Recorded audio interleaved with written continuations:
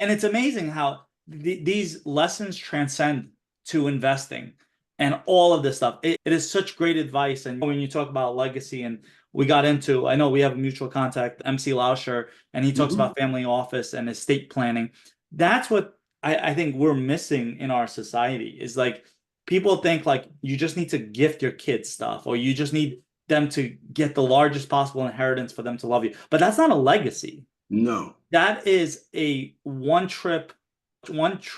one-sided, not thinking of. And I've had this issues with my estate attorney because I had to go through a couple of them now because they are very like cookie cutter. Their goal is like, oh, how do we leave the most money to our kids? I was like, I don't want to leave any money to my kids. I want to leave them opportunity. I There want you them go. to have access to capital, but in a responsible way where they Yes. have to pay it back to the family trust. That's what I want. And you, what did they, there's that saying, it says, every rich person has the struggle of teaching their kids how to be rich, but without the hardships that they faced. Yeah. It's something, I know I butchered it, but all of this stuff is super, super important. And it almost ties in the investors that have learned this lesson. Those are the investors that are going to be attracted to investments like life insurance settlements when it's done a slow cooker type of way, right? Or how we do it at SIH, where we project 10-year holds. Because people don't understand when you project 10-year holds, it's really hard to get a high IRR Sure. Yeah. because of the value of the of time. So Uh-huh. if you're an extending hold, then the probability of a higher IRR goes down substantially. But investors, unfortunately, they get blinded that it's those lessons. They just don't want to learn those lessons for themselves. Yeah. It's again, it's greed and it's not wanting to do the work and not wanting to put in the time.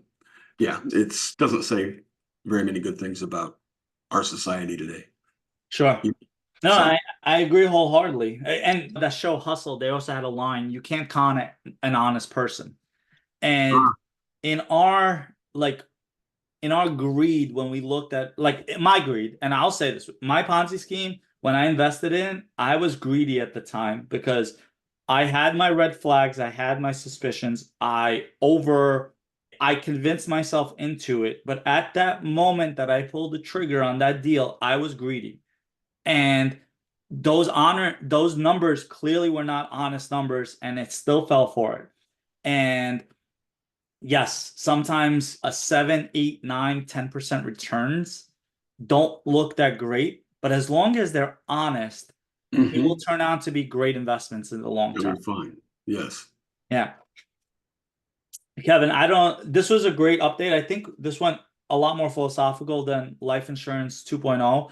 I did want to get to last time we talked in 2022. I think we were in a very rates were just starting to go up. May is the start, I believe February, because I closed two deals in February and March, and that's exactly the start of the interest rates going up. May was it was probably started taking into effect